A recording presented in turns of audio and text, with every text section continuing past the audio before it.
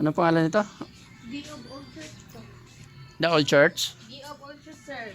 The Giob. Giob. Opo. Giob Church. Tinayo to 1871. 1871. So, Giob Church. So, ito yung lumang church dito sa Camiguin na after pumutok yung Bulkang Hibok-Hibok. So, ito na lang yung natira sa kanya. Okay.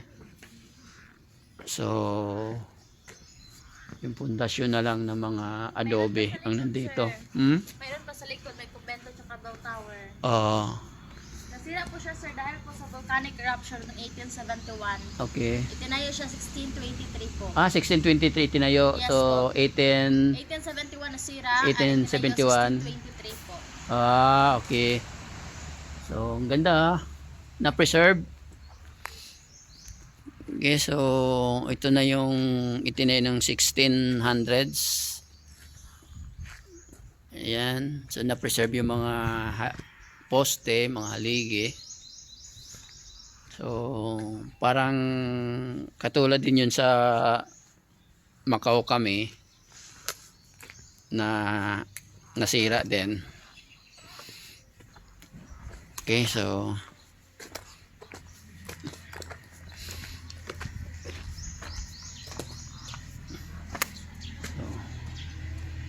ito yung ano niya, Kota Bato, capital of Camiguin Island. Itinayo siya noong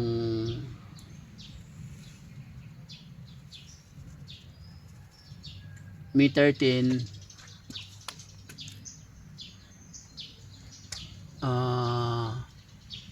1600s. Tapos pumutok yung Mount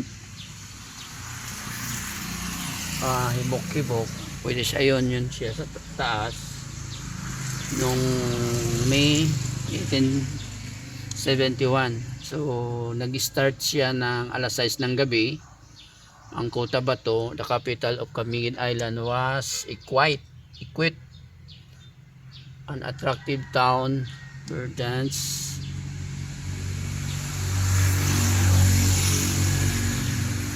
Pagdating ng 6:20 PM, so lumubog, single volcano eruption. Okay, so ito yung kanyang markings. So panaad.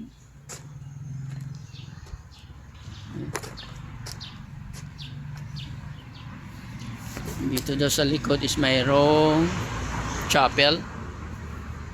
So pag dito ka sa Camiguin, hindi mo pasyalan tong lugar na to dahil gawa to sa bato.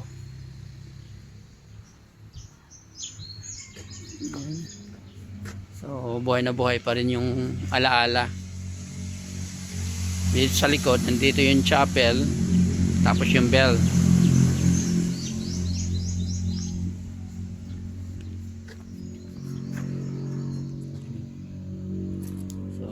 Preserve naman siya.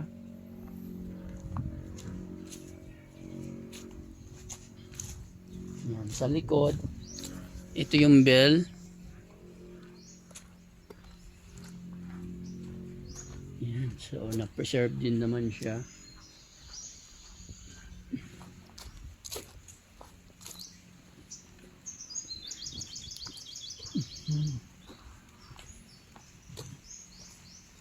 Ngayong hapon.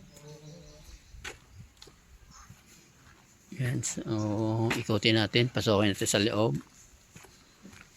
Kung ano yung nandito.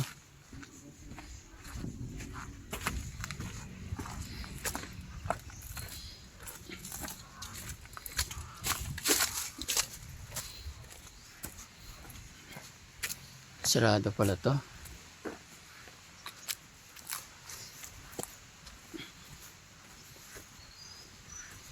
So, itong kinatayuan ko ngayon is ito yung ilalim. Ito yung mismong simbahan.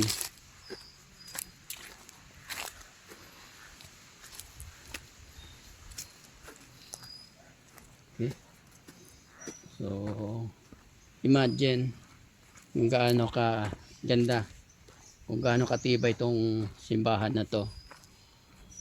Ginawa to sa adobe, bato.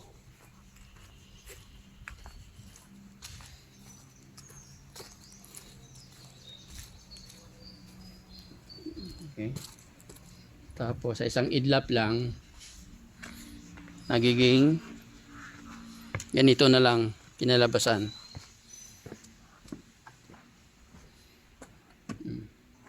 Talagang napakatibay nito pagkakagawa. So, pinagpatong-patong na mga limestone, mga bato. Bato sa dagat. Kasi mayroon pang mga ano. So, makikita mo yung klase ng bato na nilagay. Hindi siya basta-basta talaga. Ayan.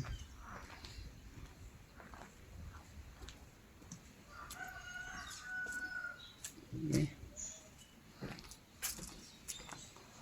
So, parang katulad siya dun sa nangyari sa ano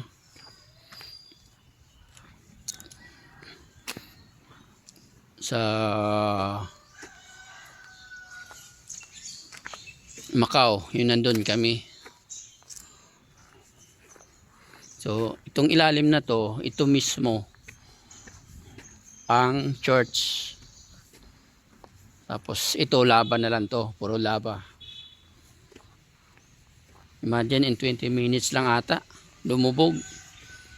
So thousands ang namatay dito.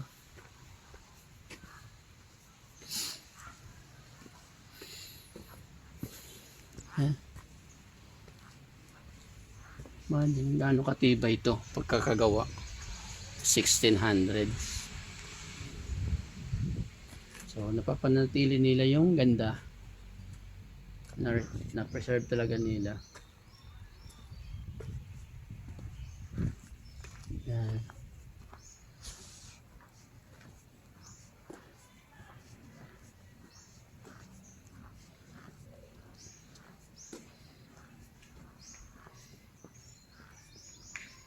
Okay. Mamaya interviewin natin yung tour guide kasi nag-lunch daw pala yung tour guide.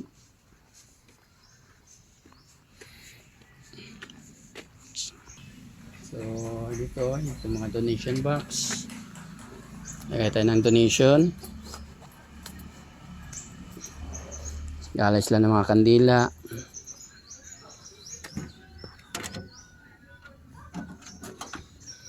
Okay, so doon tayo kay Kente. Nandiyan na, tour guide natin. Mag-interview konti. Wala pa. Hello. Sir, good morning. Pila ka libo namatay dito? Hundreds of lives, sir, Okay. namatay po kasi ginawa po nilang evacuation ang church po. Tapos 6 p.m. po yung pumutok yung vulkan, sir. So natapos 6:20 p.m. So within 20 minutes, 20 sira na po. minutes? Yes po. Sira na po tong church kasama yung San Kim Cemetery. mm So ito yung vulkan, sir, nakasira dito sa church. So Yan po yung vulkan. anong vulkan yan? We called it, sir, Old Vulcan or Mount Vulcan. Mount Vulcan na tawag Yes. dyan. Akala mo Mount Tibok-Ibok iba pala Ay, yun. ito po si Mount Vulcan. Yan yung Mount Tibok. Pero hindi siya talagang dumali. Hindi po. Kining Mount Ano isa, Vulcan sir? ang nagkuhan dyan. Oh. Oh. Yan kanina siyang active kani si Mount Tibok-Ibok. Active na siya pero karon patay na Yes, kuan. dormant na siya. So kanina yung mga cancer, mga structure, upper portion na siya. Kaya ang lower portion natabunan naman. Pati na sa itong mga tao, Oo. sir. Itong mga artifacts yun sa paliha, tabunan. Wala na inagkuhan, wala nagkalungkat para makuha Wala, mga sir. artifacts. There is possible, sir, nga mga kuan ginis siya, mga guba. Mga maguba. Mga guba na siya. Kay made of corals na siya. Egg Oo nga, white lang paggigamit pandikit bitaw. Puro corals nga eh. Ang ganda ha. Oh, ayos. Sayang yung mga artifacts. Walang mga ano, mga ano ba yung tawag doon? Mga researcher para mag ano sa mga kalansay diya makuhaan. kung nila gikuha, no? Recover na. Wala naman po, Pasagda na sir. lang nila. Ay, laom na magito na tambakan ni Oo, 1871 pa magito siya, sir. Oh, remember, Dugay na, kung murag 20 feet at 30 feet at taas nito, so almost 20 feet ang nakuhan, nalubong. mga 12 feet na siguro. 12 feet. Ah. So, grabe, no? Wapo, ah. Taga saan pala kayo, sir? Misis na ako, taga Ginsiliban, ako taga Iligan, pero sa Las Piñas namin nakatira. So, travel vlog, gusto kong Na adventure. adventure buong Camiguin dahil pabalik-balik man ko diri pero wala time na mag-explore. So, it's my first time to explore na Camiguin. So, dati iniikot bago makarating sa dulo-dulo. Ngayon, hindi na. Butas-butas na pala yung bundok. Oh, Kaya yung aking driver, mabilis. Ayos, ah. So, sa'yo pangalan ni Ma'am? Alona po. Alona. Sige, thank you, Ma'am Alona. Welcome po, sir. Okay. So, ang ganda. Next time, pagandahin ko pa lalo itong pagiging tour. Okay, bye-bye. Okay. Isang lugar na hindi mo pwedeng kaligtaan pag pumunta ka ng Camiguin is yung Sunken Cemetery. So, itong Sunken Cemetery is napaka-well known to sa buong mundo. Dahil ito yung palatandaan ang pagsabog ng Mount batawag nun, yung bundok. Yan. So, ang dami naman.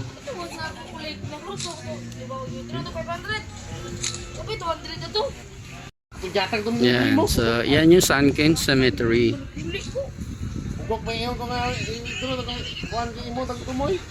So maraming naligo.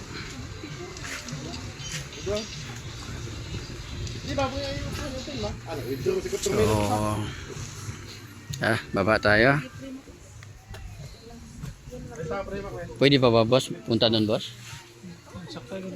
Oo. Magkabang ka, boss? 100, 150 sir. Hindi pwede 100? Ako naman isa? 150 lang bang. Okay. So hindi pwedeng hindi ka pupunta doon nang hindi ka maging satisfied yung iyong paglalakbay. So kailangan natin puntahan ang Sunken Cemetery. Okay. So tingnan natin kung ano yung makikita natin. Kailangan natin magsombrero.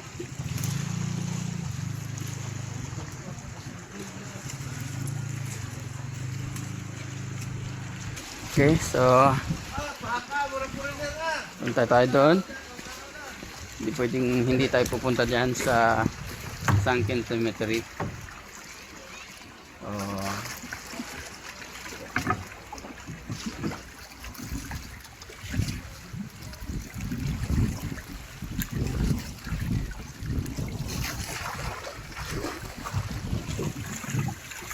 Uwi tayo ng bangka.